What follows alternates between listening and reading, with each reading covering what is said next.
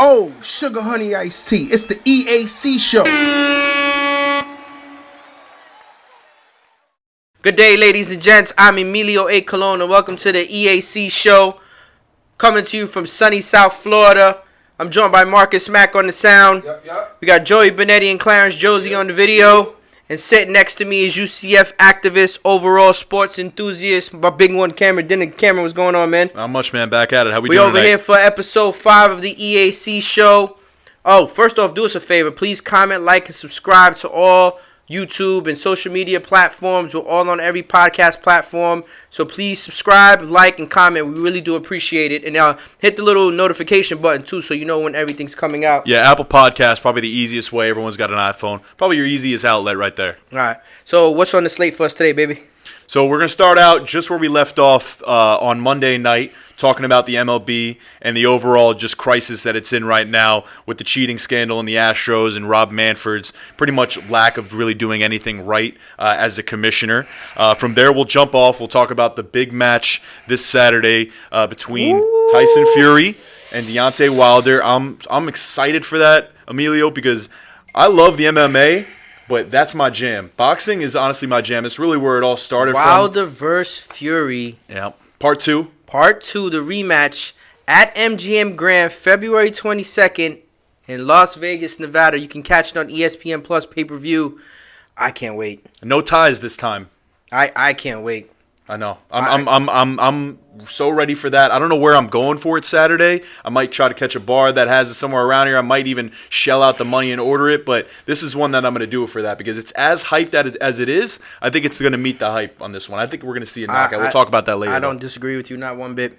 Going from there, we're going to finish it off with, right now, our bread and butter, which is the XFL. XFL. Listen, I've gotten some people that have given me a lot of flack on XFL. Man, XFL is doing exactly what it needs to do. It's providing us with football when we don't have football. Yeah. I won't tolerate any bad talk about the XFL on the show. I'm okay with it because people can have their opinions. You know what I saw? But I don't want an opinion if you didn't watch. Yeah, you're right. If you tuned in for one half during the first week and then you're just going to badmouth it till the end of it, we're not having that. You watched 3 out of 4 games? I'll listen to your opinion. Sure. You watched all 4 games? I'll listen to your opinion. If you didn't catch 1 minute of it, don't talk to me. Honestly. Yeah, and just coming off of the viewership that I wanted to speak about, I saw a stat before I got in here. It said that through 2 weeks, the Sniff League that we talked about our very first show, the AAF, the Alliance. The Cough League? Yeah, the American Alliance Football League, or whatever the name spelled out to. Through the second week, they had a little under 500,000 viewers. Oh, yeah. No, I heard. Yeah, you saw that? Yeah, I saw that. Through the second week for the XFL, over 3 million viewers tuning in. You could tell that this is not the NFL, but it's still quality football that people will tune into Saturday and Sunday in and out. You're not gonna plan your Sunday around it. You're not gonna say, all right, if this is the NFL game, everything starts at 1 o'clock. I got to go to Publix to get my pub sub at 11 a.m. Chicken tenders, baby. Chicken tenders. You're not gonna plan your full Sunday around it. But you will put it on and you'll enjoy some good football. So we're going to do that. We're going to get into the XFL preview for the week. Who they play, where they play, what times you can catch them, the betting lines on that. Yes, sir. And then let's lead off with our first topic. And our first topic is going to be MLB.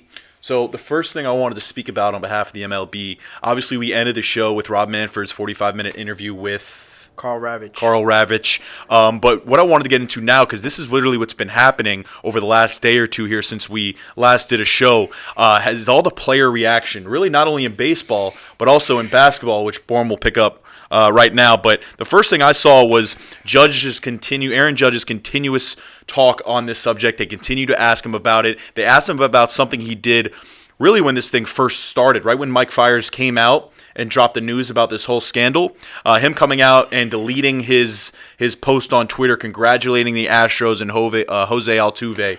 So that was the first thing I saw. So listen, I've already said my piece on the Rob Manfred interview with Carl Ravitch, and people are dissecting the interview, and that's exactly what's happening. So in that interview with Carl Ravitch, Commissioner Manfred stated that he didn't feel it was necessary to take a piece of metal away from the Astros. Is that what he called the trophy? He called the Commissioner's Trophy, which is a trophy that all these teams in Major League Baseball play for, a piece of metal. He literally devalued the point of playing Major League Baseball for 162 games, the playoffs, and the World Series. Yeah. Just with that one line. Now, mind you, he came out, he PR'd it, he had an apology afterwards saying he was sorry, he didn't mean it, that's not what he meant. He's given out the commissioner trophies 5 times. The damage is done. Oh, absolutely. The damage is 100% done. You've never played the game. The guys don't look at you as an equal. You don't have their best interests in hand. They're all like, in all actuality, I'm not surprised that there hasn't been a vote started to remove Commissioner Manfred from his post. Yeah, we talked about a possible petition happening amongst the players, and at this point, with all the outcry that's been going on, I can see that almost happening within the next coming days here, if nothing does happen on the front of Manfred. Now, let's not cleaning this up. let's not get it messed up. Commissioner Manfred is an employee of the owners. The owners pay his salary. Sure. The players don't pay his salary. So as long as the owners are happy with what kind of commissioner he is, he will not be going anywhere anytime soon, and he knows that. Yeah. He knows that. So for me, his apology was half-hearted to the point where you had so many stars, like you stated earlier, come out and say their piece. But when you have a global icon, Trout? and LeBron, Oh, and okay. LeBron James come out and say, this is not even my sport. He basically said, this is not even my sport. But if this was my sport and I found out that somebody cheated me out of a championship, I would be effing irate Yeah. that I lost this championship to some cheaters. When LeBron James talks, people listen. He does. He has that respect, and he's gone 3-5 in finals appearances. So I'm not talking bad, but you better believe he's lost his fair share of championship series. So if he found out he got cheated out of his way on even one of those, yeah, the lid pops off this whole thing. Especially with a guy like him. I mean, I seen what Mike Trout said. Mike Trout said, and I reiterated on the last show. He said, "Look, could you imagine if I go up there and what kind of fun I would have if I knew what was coming?"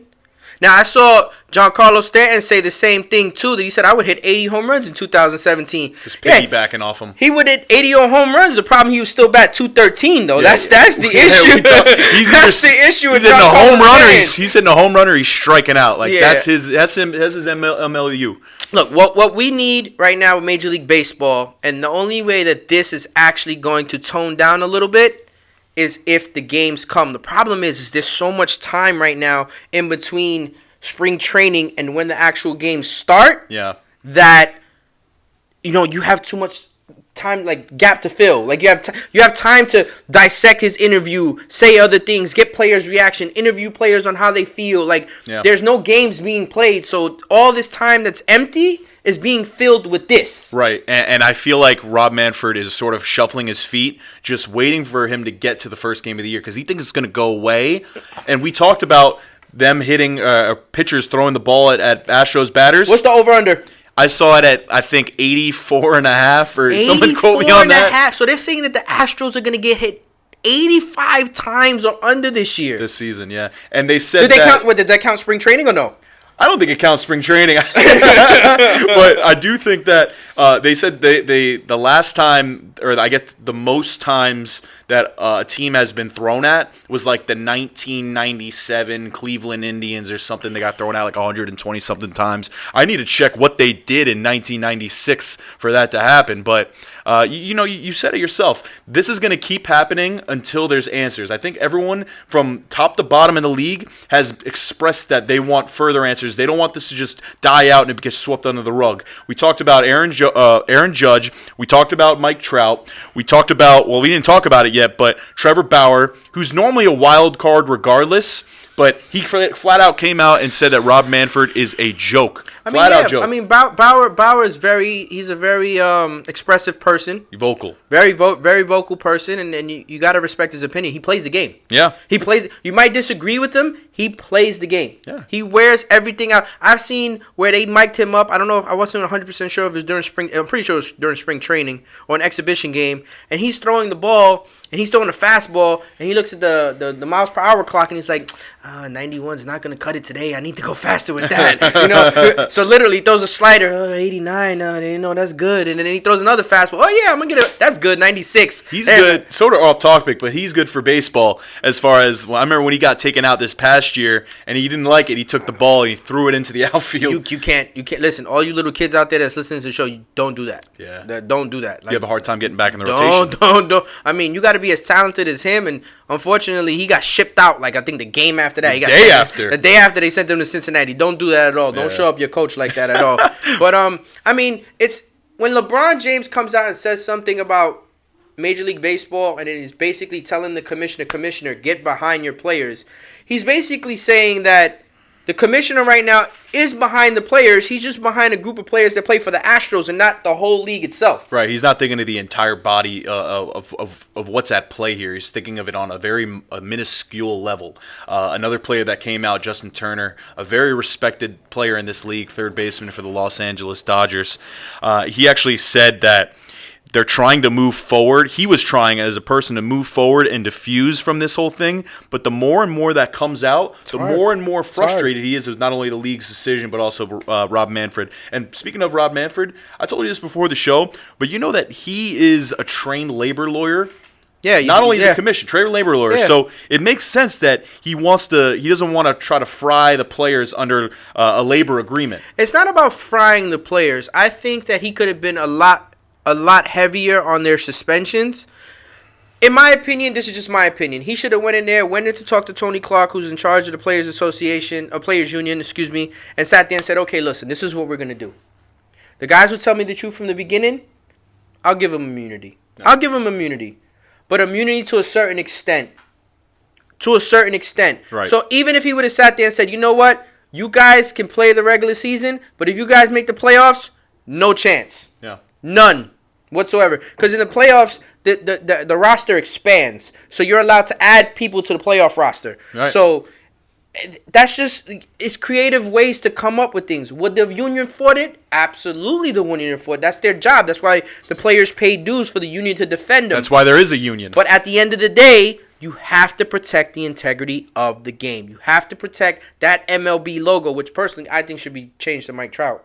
Yeah. On a different note, I think that logo should be changed to Mike Trout. He is the GOAT. He is the GOAT. But in my opinion, Commissioner Manfred needs to do a better job of damage controlling this. And the only thing that's going to damage control it, in my opinion, is the games actually being played. And that's not going to happen to the end of March, beginning of April. 100%. So let's switch it up here now. I want to talk a little bit about the fight. Obviously, in your intro, you said we were going to touch on this, and we really are going to break it down. Everything from the first fight and what we saw to what we are expecting in the second fight. We'll talk about predictions from you and I. We'll talk about betting lines. Once again, that's the fight between Deontay Wilder versus Tyson Fury. Fight 2, the rematch. That's February 22nd, MGM Grand, Las Vegas. Round 2. Round 2, baby, now, round 2. As far as the first fight, that took place on December 1st, 2018 in the Staples Center in Los Angeles. Close to 10 million viewers tuned into that one, as what ultimately came out was a 12-round controversial split decision that resulted in a tie. So a lot of people were not really, because it should never end in a tie. You can always pick a winner of a fight, especially if it goes 12 full rounds. So did you catch any of that fight at all? Yeah, I catch some of it. I mean, Wilder knocked him down. Twice? And, I just think that the judges must have felt like because he knocked him down twice and Wilder's face started to swell up and Tyson Fury started to gain momentum as the fight went on, I guess the judges just didn't feel that Wilder did enough to, win the fight. In my opinion, I don't have a problem with the result. Right. And both of these guys, just on a side note, both of these boxers, they have a history of, they're both undefeated, but they do have dings. They have like one loss for a DQ, one loss because of a drug test or something. Those are losses, but they don't count in my book. They didn't get beat. I don't disagree with you. Right. So I rewatched that first fight just so I knew what I was. Sounded like I knew what I was talking about this time because it's been almost 2 years, 3 years now. But Wilder landed 17% of his punches. Fury landed 26% of his punches. So Fury outlanded Wilder in 9 out of 12 rounds. Yeah, he got knocked down twice, but he popped right back up. I don't remember. Were those knockdown rounds 10-8 rounds? 10-8, right? No, he got knocked down in the 12th and final round. No, I'm saying the scorecard them as 10-8 rounds. Yes. So basically, that's basically the point difference. So you're up 4. If you knock him down, you up 4 points. Right. So as the fight went along, Fury made up the difference. Correct. And at least that's what they were claiming as the justification of why they called it a tie. But Wilder claims after the post-fight that 12 weeks prior to the fight, he broke his right arm. Maybe. And remind you, he's an orthodox fighter. And for those of you out there that don't know what that means, orthodox is a right-handed fighter. Southpaw is a left-handed fighter. Both of these cats are both orthodox fighters. So that's a big deal to break your right arm 12 weeks prior to the fight, even though he said it after the fight. So if he won the fight, maybe he doesn't roll out with that. I saw on ESPN Max Kellerman on Max's Boxing, and it's good to see Max, back in his element, without a doubt. Max Kellerman, 100%. I remember when he was on local public television in New York when he had his Kango hat on. He was talking about boxing at 12 o'clock at night. So it's good to see Max in there. I saw Max interviewing Tyson Fury, and I saw when Deontay Wilder came in. Deontay Wilder came in with the jacket, his wife. He looked good. And both of these guys are swagger. Yeah, swaggered out. So he was interviewing Tyson Fury, and when he was interviewing Tyson Fury, they were talking about how strong of a right hand Wilder had. How strong his right hand has to be, probably the best right hand of all of boxing history. And Tyson Fury had a remark, and his remark was like, "I'm still here, baby. It ain't that strong, and I'm still here." That's exactly what we need right now in boxing. We need that. We need that. Are they the best two boxers ever? Probably not even close, but it's entertaining. This is what we need. This is what the sport needs right now. It's current. They're trying to bring boxing back, and the allure of boxing, which at one point was the height of all sports. Let's not even talk about football, basketball, baseball. At one point, boxing was the height of all sports when you had George Foreman, Muhammad Ali, Sonny Liston, like all those old heads that really elevated the sport to where it was at this point. But sort of taking a dip ever since MMA came out. Now, as far as these two dudes, I think both of them are at the height of at least their division in the heavyweight. So it's going to be fun to see round two what we're going to do here. So let's discuss the actual lines of that fight. So, it varies everywhere you look, different sports books or whatever it may be. But the last time I checked, it was Wilder minus 120, 125. Deontay Wilder minus 125. And then there was Tyson Fury plus 105. No, I get him at minus 105 now. Really? And mind you, up until Saturday night, these lines are going to fluctuate depending on how much money is going in. Yeah, of course. Them. Right, but they're floating around that. What was the over-under on rounds? 10.5 rounds. And what was the VIG? What was the VIG? For you guys that don't know, the VIG is basically what you have to put on top in order to win. So it was minus 110? Yeah. Oh, okay. Minus 110. So minus 110 to win 100 on over 10.5 rounds. If I had to take a play, Wilder to win under 10.5. I have Wilder 7th round knockout. Oh, you're so specific. We're together. I'm very specific. You're specific. Lucky number 7. I took a beating last week to this guy in all spreads. So literally, listen to camera. But we pretty much got the same thing. So it's not that bad. No doubt. I'm definitely looking forward to the fight. I'm probably gonna watch the fight, and I just want to see a good bout. Honestly, me too. And I think we're gonna get that. I think we got denied of a knockout in the first bout because both of these dudes are capable of knockouts. We talked about the right hand of Wilder. Mm-hmm. He's got a devastating right hand. So as soon as he can land one or two of those, when you're not looking, you're going down. And Fury, he's 260 pounds, so he might not be a KO fighter, but it's inside of his range, inside of his capabilities to knock someone out. Absolutely. Let me get to this part of the show. This part of the show is brought to you by El Cubano Sandwich Shop. Use the promo code EAC and receive discounts on online orders or pickup or delivery orders as well. Enjoy a cafe con leche or a natural pre-workout shot of Cuban coffee to start your day. The daily lunch specials and their steak sandwich is next level. Once again, use the promo code EAC. That's elcubanosandwichshop.com or 954-906-5110. Remember, use the promo code EAC.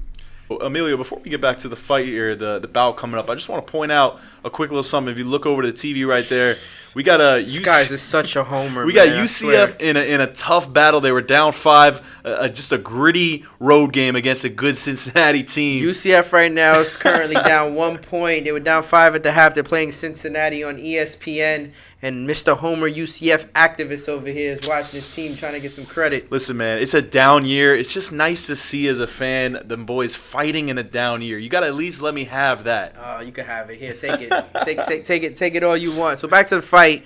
I mean, you and I both have Wilder winning by knockout under 10.5. I have him in the 7th. I went a little bit specific, so it might come and bite me in the butt there. But I like it. I like the 7th round knockout, or at least anywhere from 5 to 7. I like a good knockout from Wilder. Yeah, I agree. And I mean, like you said earlier, Wilder had the... Yeah, well, he had a bad... In the first bout, he broke his right arm 12 weeks prior to the fight. So they sort of gave him a handicap, which I think ultimately led to their decision to give the tie. That's a tough dude, man. That's a real... Yo, Marcus, where's Wilder from? Alabama. Alabama. Tuscaloosa? Yeah. Oh, wow. Oh, they build them Ford tough over there, boy. They really build those. They're made from grits and cornbread over there. So now, Marcus, I want your opinion on something. So Cam and I both have Wilder winning the fight, and we both have him winning under 10.5 rounds. Who do you have?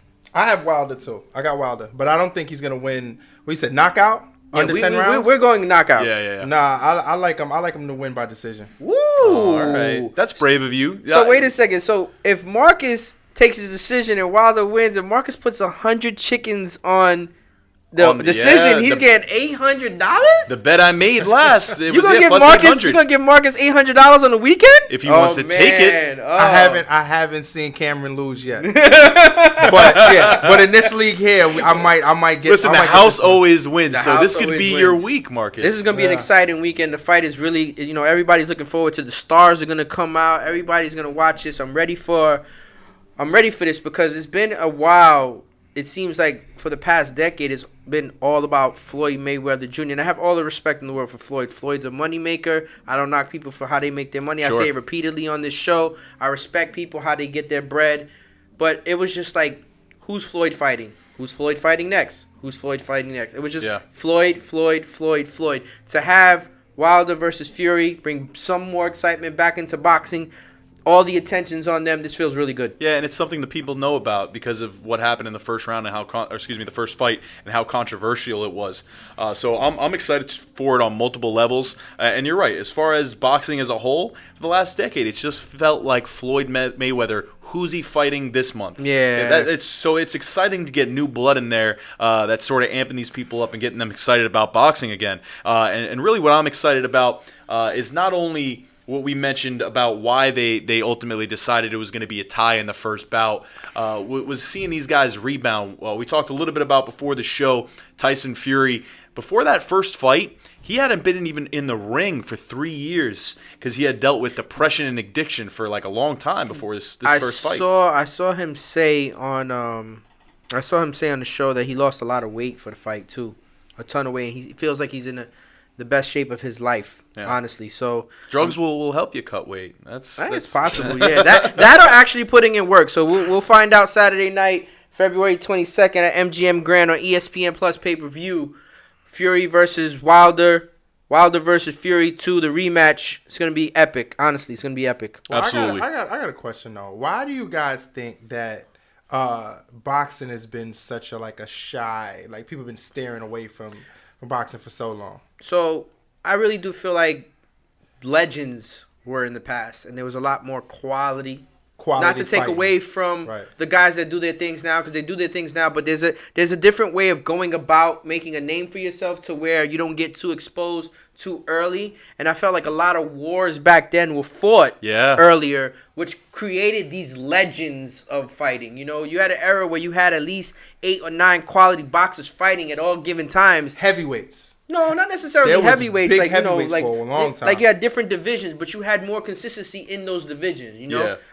Even in Tyson's era, where he had, you had Holyfield, Ruddock.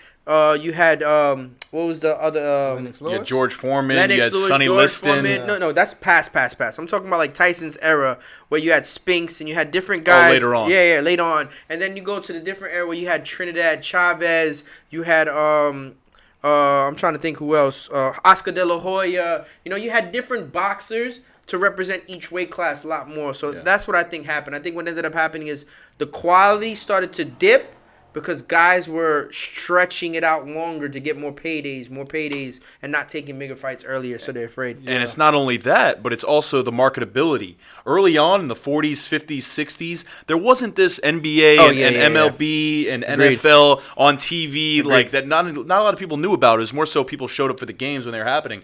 Boxing was a spectacle. You came out and you made sure that you were either listening to it on the radio or you were in front of a TV watching it. Agreed. So that's one thing thing, Marcus, that really excelled boxing in that era, and really why today it's sort of fallen flat and behind the major sports that we see today. Because for so long, the fighter that we was looking for was Floyd Mayweather. That was the fight that everyone wanted to see. Until he actually stopped fighting. Yeah, I mean, he's good for a long time. He's an old man. He's done what he needed to do. He should stop fighting at this point. I took a dig at him just there, and but Floyd is about his money. Yeah. Floyd makes sure the Floyd fights. I've never fought a boxing match in my life, so to take that dig is kind of. Yeah. But I mean, he's about his money, and he makes sure that he wins the rounds and he secures his bread. He's a show fighter, and that's what he does, and I respect the hell out of it. No doubt. I mean, everybody wants to see a fight, and they want to see a knockout, and they want to see somebody end up on the floor. Floyd just does his job, and he does it with precision, and he does it consistently. That's it. Yep, and speaking of a knockout, I feel we're going to see a knockout this Saturday. I think so, too. I'm putting it out in the universe. I think so, too. Because we talked about Deontay Wilder being a physical specimen of a human being. Mm-hmm. And then on the other side of that, Tyson Fury sort of being, I don't want to use the word sloppy. Sloppy is the word. Just for the record, sloppy is the word. It's kind of tough to not be biased because we all feel the same, and I feel bad for any listeners out there that want Tyson Fury to win because it sounds like we are a heavy Deontay Wilder show almost with this, but it's kind of obvious almost in a sense. Like unless Tyson Fury could pull off a miracle, and I will 100% eat crow if that happens on this show. Yep.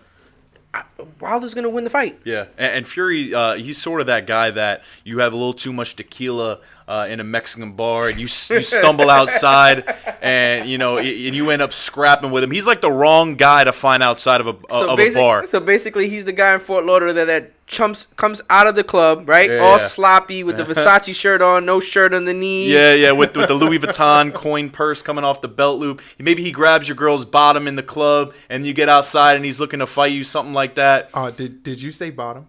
I said bottom. This is a PG show. Of all words you could have thought of, bottom.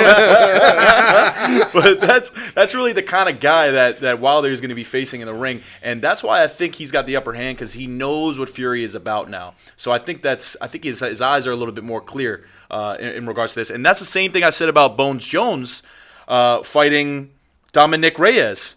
Is that in this next rematch that we're going to see in a few months? Probably in a year. Let me explain something to you. Dominic Reyes probably has absolutely no chance in that rematch, by the way. And that rematch, because he's seen the product. Bones Jones has seen the product. So that's why I'm excited about both of those fights. But obviously, we got to first things first. So Saturday night, again at the Garden Grand Arena. ESPN Plus pay-per-view, Wilder versus Fury 2, the rematch. Check it out. I'm excited, man. And then we talked a little bit about the betting lines and the prop bets. So look out for that. Go ahead and get just a reminder: scummy. Wilder's minus 125, Fury's minus 105. That's right. The over/under is 10.5 rounds, and it's minus 110. Correct. That's it. So that's really all we were going to talk about. This boxing match. We're not gonna overdraft or really draw it out here. We're just going to wait for the result so we could talk about it. And we'll touch a little bit on it on Friday before the day before the fight as well. So now let's get into our most heavily talked about topic on this show since we started the show, and that's the XFL. Our bread and butter, man. Our bread and butter. And I've gotten feedback from people, and they're like, yo, why you do so much XFL talk and da-da-da-da-da-da? And I've explained it on the last show, and I told them, and I said, listen, XFL is filling a gap. It's really filling a gap because Americans love football. Yeah. Americans love football. And while you can have an opinion on the quarterback play not being that good, well, there's some quarterbacks that are playing really good. Yeah. You got, Cardell Jones, and then you got Jordan Tiamu, and you got P.J. Walker. Let's give those guys. Matter of fact, P.J. Walker was on NFL Live with Wendy Nix. He was doing an interview today, and shout out to him. If you watch and listen to the show, P.J. Walker, we're huge fans. Keep doing your thing. We want to see you do good. And get all of the praise and the accolades that you deserve. Get your bread. Take care of your chickens. Absolutely. I mean, he has an amazing stat line as well. Has he, 7 touchdowns? He is, I believe, 79%. No, that's Jordan. That's Jordan. Oh, Jordan Tiamu. Oh, you're talking about P.J. Walker? Yeah, P.J. Walker has 7 touchdowns, 0 interceptions, and the Vipers have 0 touchdowns offensively. So, he's really... It would take them 3 weeks to just catch up what he's done in 2 weeks with the XFL. Just to match him. But Jordan Tiamu, that you mentioned, Jordan Tiamu's completion percentage is insane. It's really unheard of, at least at this level. It's fantasy football. It's Madden. I know. Yeah, it's Madden. hadn't played on rookie. Yeah. It's EJ versus the computer on beginner or something like that. In all honesty, but no, XFL. We're gonna get into the actual preview of the games. We're gonna talk about. I'm gonna tackle the first game on Saturday. You're gonna tackle the second game on Saturday on Instagram, and then on Sunday I'll tackle the first game on Sunday, and you're gonna tackle the second game as well on Instagram. So you can check that out on the EAC Show on Instagram because we put up the stories and we let the fans know, and we've been getting good responses about that. People have been thanking us about letting them know what time the game is on, what station they could watch it on. They're all interested in the over unders and the spreads. No doubt. So the first game is the New York Guardians. First game is Houston Roughnecks. Sorry. I apologize. It's Houston Roughnecks versus the Tampa Bay Vipers, and the Roughnecks are -6.5, and the over/under is 45. And you can catch that 2 p.m. on ABC, and that is the game that features Mr. MVP, XFL, Your Highness, PJ Walker. Now, who do you have in that game? Because you said it was -6.5 for Houston. I'm going Houston. There's no chance. As a matter of fact, I'll do an alternate line, and I'll take Houston -10. So you're just taking Houston till the wheels fall off. Yeah, Houston till the wheels fall. I mean, they just look good. And by the way, the coordinator is June Jones. By the way, June Jones. We were talking about that last week. June Jones, the coordinator. He's doing an amazing job with them. They're making it look easy. They have chemistry. They're scoring points left and right. I mean, it's kind of tough because if you really think about it, normally in the NFL, you score 4 touchdowns. Usually that's 28 points. Right. In the XFL, it could be 32. You score. No, it could be less, actually. Right, yeah, it could be a lot less. Yeah. It could be only, 24 points if you miss all your 2-point conversions, you know? Right. Yeah. So sometimes watching the game, you sit there and you still got to get adjusted to the fact that, PJ Walker, he had 4 touchdowns in total maybe in the game, but in all actuality, he only scored 20-some points. And because of that, it's probably good to take the live line. Knowing, I haven't even seen one of those. There, at least on the site we use, there's no live lines. Believe me, I already looked. So, but as far as this first game here, I actually am going against the grain here. In gambling, it's interesting because the house always wins. They haven't scored a touchdown. Why? How? Because at some point something's got to give. So you're gonna something's got to give. So you're taking the Vipers +6.5. I'm taking the Vipers +6.5. It's a home game. I'm thinking because we talked about them outgaining their opponents in yardage each game. I'm thinking this is the game they finally get that sorry offense in the end zone. We'll see. And not only that, but I saw a stat here. Their defense, the Tampa Bay Vipers defense, is number 1 in the XFL in total yards against. No, the defense has been really solid. They were up 9-0 in the last game. The defense, and they did an interview. I forgot what the guy's name was on the sideline. He said, "Listen, our job, if they don't score points, they can't win." No doubt. But and remember, I'm the XFL guru. So until I lose here, I can't say anything. I can't say anything. Until I lose, that's what we're rolling with. I cannot say anything. So the second game on that slate is going to be the Dallas Renegades, who are -5 in Seattle, and the over/under is 43, and that's at 5:00 on Fox. And that's the game that you're going to be doing.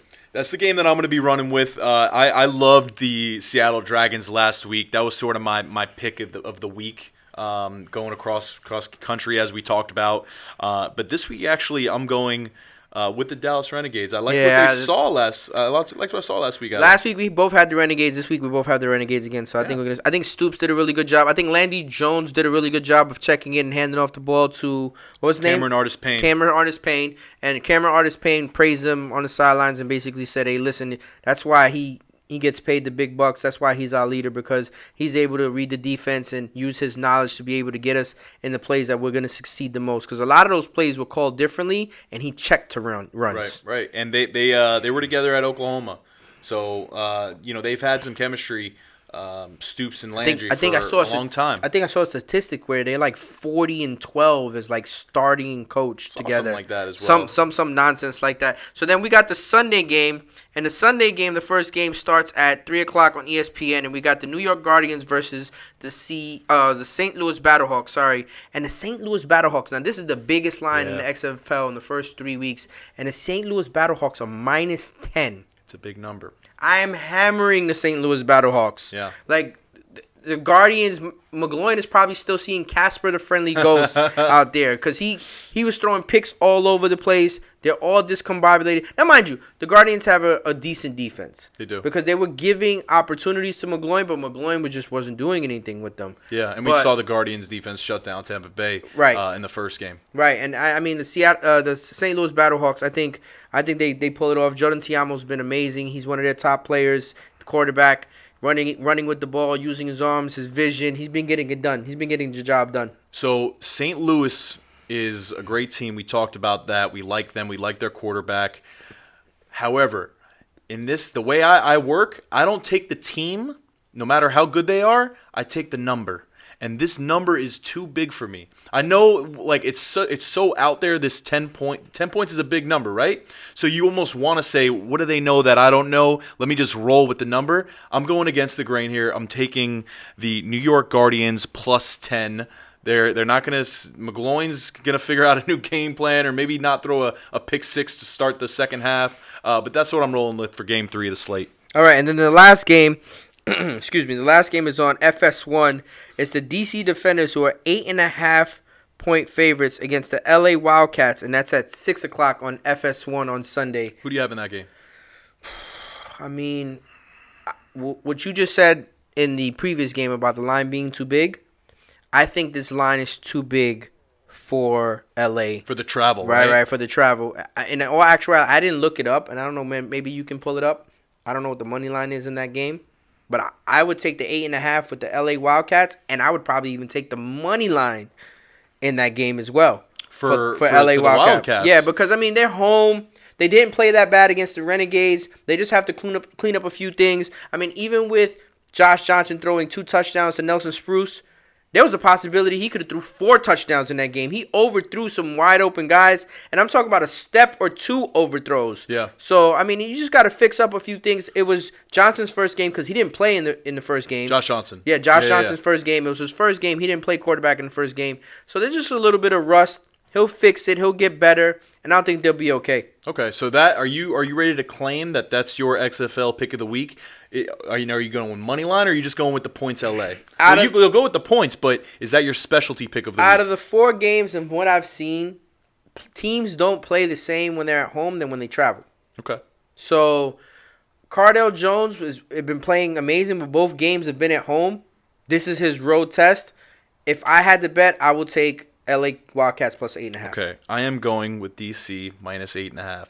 So it's a lot of travel, but I can't. Mind you, everybody that's listening out there, this guy is undefeated in his spreads. So yeah, it's a lot of hype going into this week 3 here. Some people were saying some things. Maybe they're gonna ride the train with me. But when the block is hot, you really just need to just go with your gut on things like this. And 8.5 points, although it might be a big number and a lot of travel, the reason why I'm taking DC is because of their defense. We talked about 4 interceptions in the first 2 weeks, 2 of them being pick sixes. When you allow Cardell Jones to play with a good defense, which is what he did at Ohio State, he wins football games. Yeah, I don't disagree with you not betting. Giving an offense multiple opportunities to keep scoring and keep scoring and keep scoring and get chances, whether it's 3, whether it's 6, whether it's 9 in this league. I mean, yeah, you're going to end up that way. But I just think that the LA Wildcats are going to play a cleaner game.